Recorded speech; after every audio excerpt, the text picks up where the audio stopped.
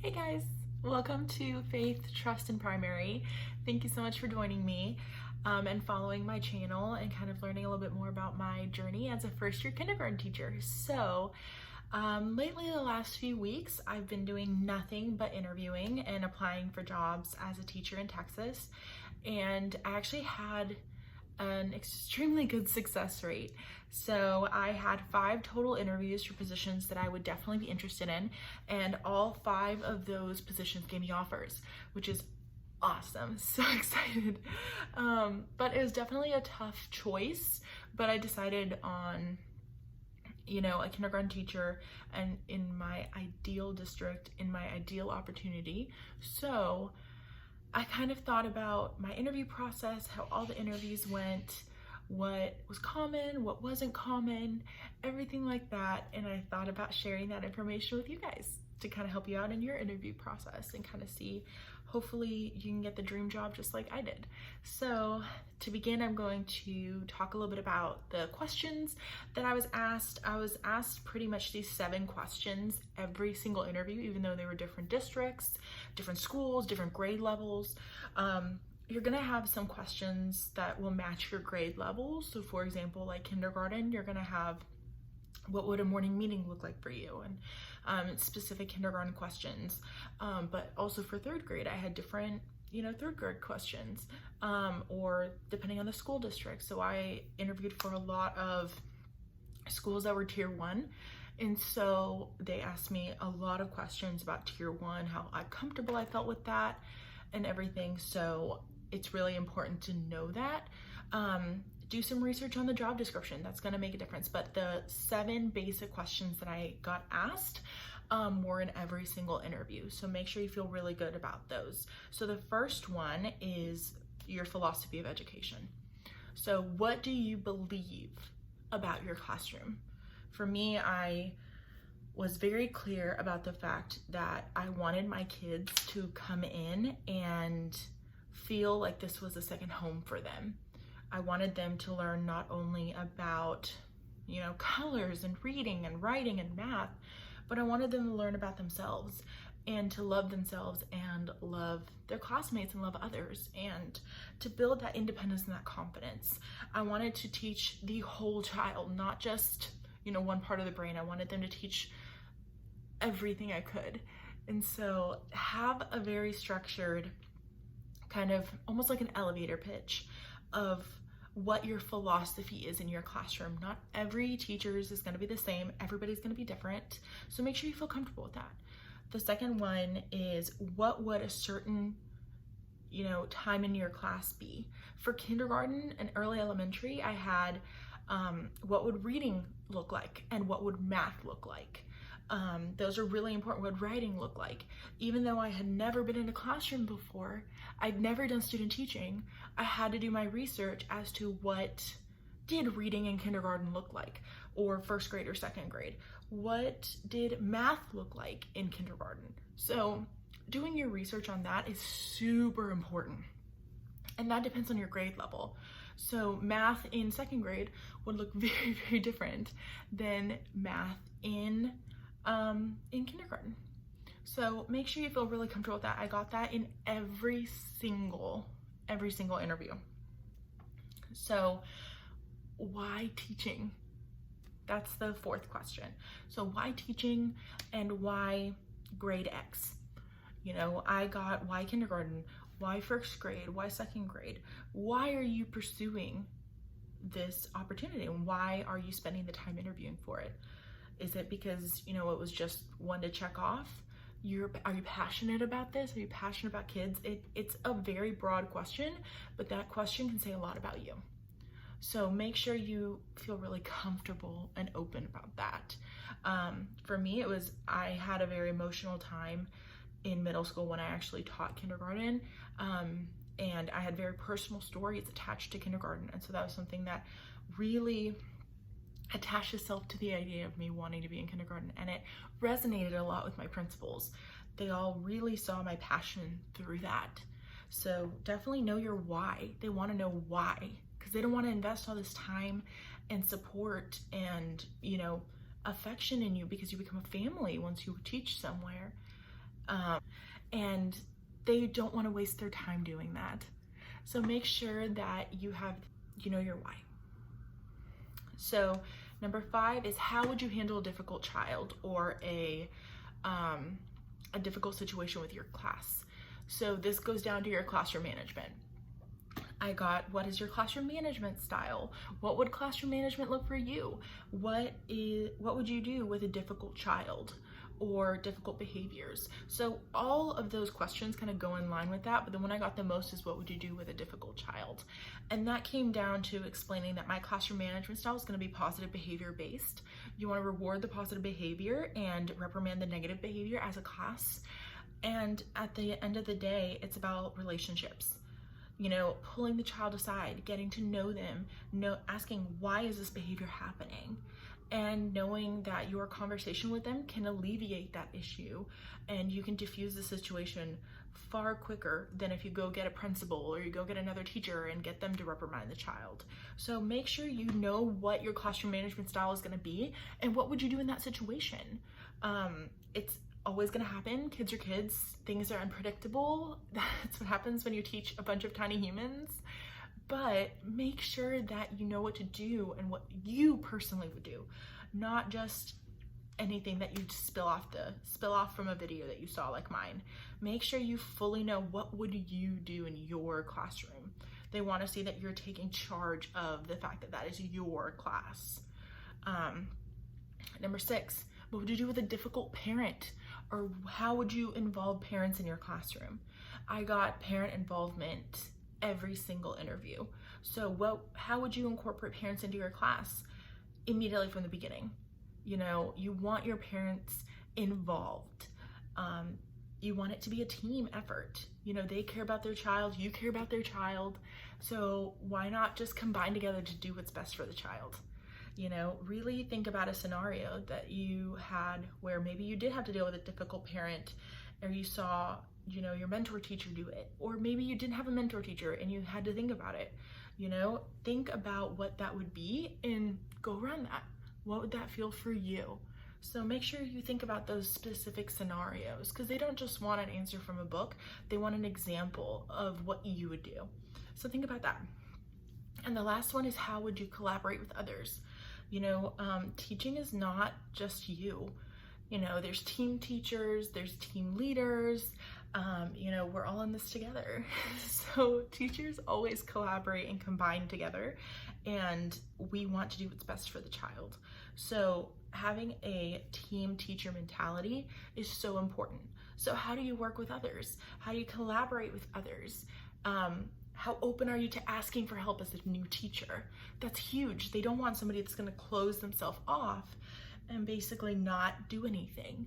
You know, they want to have somebody that's willing to go and ask the questions so that they can help you. They can't help you if they don't know that you need help. You know, being open to getting help from somebody or mentored from somebody, but also joining together on lesson planning, you know, reaching out and helping somebody else. Even as a new teacher, you have so much to bring. So make sure that they know that you are a team player. So those are basically the 7 questions that I got. Again, every interview was different. I had an interview that was 30 minutes long, and I had an interview that was almost 2 hours. So they can ask very, very detailed questions, or the 7 basic questions. So make sure that you feel really, really good with that, but don't over prepare. So now I'm gonna go to the tips. They're very basic tips you should know from you should know from just listening to this video, but also listening to yourself.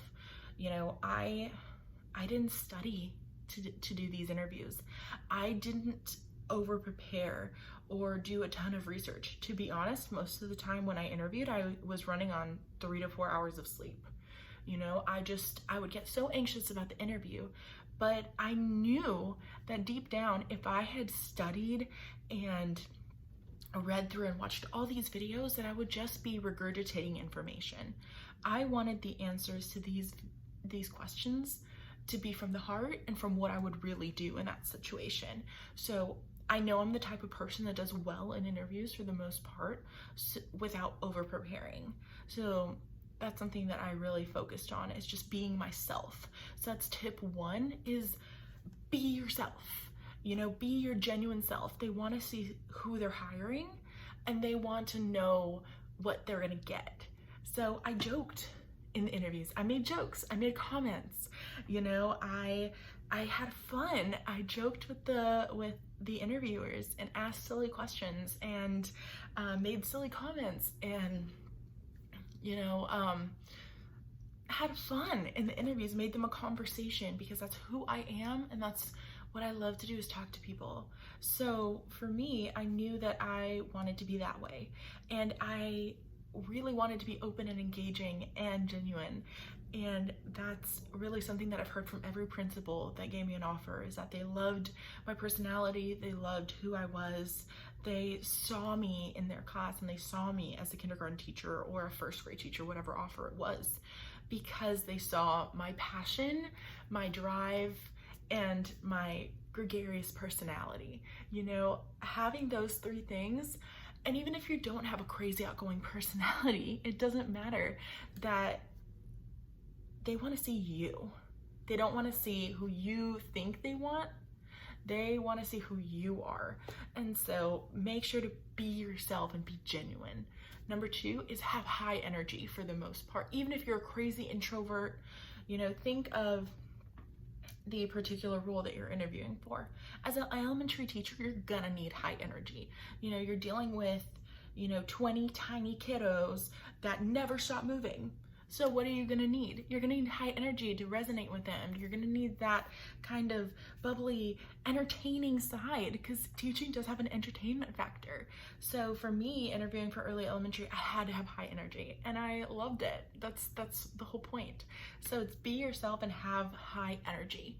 Number 3, ask good questions. Do some research on the school, just a little bit. I did a little bit. You know, I looked at their Facebook pages. I looked at different ratings and their class demographics. So I tended to apply to a lot of schools that had a high Hispanic population, because I was a bilingual individual. So look at those questions, ask questions about that. You know, ask questions about how they were able to do a program, or one of the great questions I asked that honestly people were kind of amazed at, even though it kind of goes along with this particular time, is how did your school react to COVID-19? You know, how did your school react to that? What support did you give the teachers? What support is there for a first-year teacher? What advice do you have for me as a first-year teacher? What development opportunities? What does planning look like? What do the classrooms look like? We don't get to interview in places where we see the class anymore right now. So ask them, what does that look like? You know, it's really important to know where you're going. So those are some really, really good questions to ask. Number 4 is to follow your heart and use your heart. They want to see that you're extremely genuine and that you care. You know, these kids are people's lives. You know, you're coming to shape the future. They want to know that you truly grasp that concept, that these kids are the focus. It's not about the money. It's not about the time. It's not about the teacher relationships, even though they're awesome. You know, it's about the kids. What would you do that is best for the kids? You know, that you really care. I even had somebody, an interviewer, ask me if I like kids. You need to like kids if you're going into education, you know. So definitely, why are you doing this? Why are the kids the important part? And explain that to them. That's gonna be the most important. And number 5 is don't over prepare. The last thing that they want to hear is just a bunch of regurgitated information from a website or from a Pinterest page or from your friend that instructed you through the interview. They want to hear you. They want to hear what your beliefs are. They want to hear what you actually see your classroom being. They want to see your goals and ambitions. You know, do you want to be a principal one day? Do you want to be a counselor? Do you want to stay a teacher forever? What ambitions do you have? They want to know what's your why? Why do you want to be a teacher? You know, they want to know those things. They don't want to know what a Pinterest page says about those things. So don't over prepare. Be yourself. You know, follow your heart and act on your heart. You know, ask great questions and get to know them. And lastly is have some high energy, but the biggest thing I can tell you is to be yourself. You know, teaching is hard. Interviewing is so hard. You want to really find a position and do your best, and interviewing is really, really hard. It takes a lot of time, but if you follow these rules, this is what got me to where I am. I got to be in my dream position at my dream district, and I followed these things. I didn't try too hard because I knew in my heart that I was meant to be a teacher. And so I needed to depict that and tell stories around that and tell them why I wanted to be a teacher. Because at the end of the day, this year I'm going to learn how to be a teacher. You know, they can teach me how to lesson plan. They can teach me how to do a proper lesson if I'm not doing it right. But at the end of the day, it's my passion that they can't teach me. I can't walk into a class and not have passion for kids and have a successful classroom. You need to have passion for what you do, because this job is not going to pay you enough to give you passion. You know, this job is not going to give you the moral support to give you passion. You need to have the passion yourself. And you need to have the passion for the kids. So think about the stories and the examples that you have around that. Why? What is your why? You know, definitely don't be afraid to, you know, put your personality out there, be goofy, be crazy, not take it too seriously. You know, I didn't take any of these interviews too seriously and I got the job. You know, it was me being me, because I knew that if I was myself, the right opportunity was going to open for me. So that being said, I wish you the very best of luck in your interviews. I know that everybody who listens, you know, they're meant to be an educator. You're meant to be an educator. So make sure that the people that interviewed you know that after they leave the interview. So thank you so much for joining me. If you have any questions, my Instagram will be in the description box, and send me a message over there. You know, if you have any personal questions about the interview process, anything, you know, I will answer any questions that you have, or leave them in the comments below and I will reply to every comment that I see. Again, I wish you the very best of luck. You guys are going to do awesome. And thank you for watching Faith, Trust, and Primary. Until next time, I'll see you later. Bye-bye.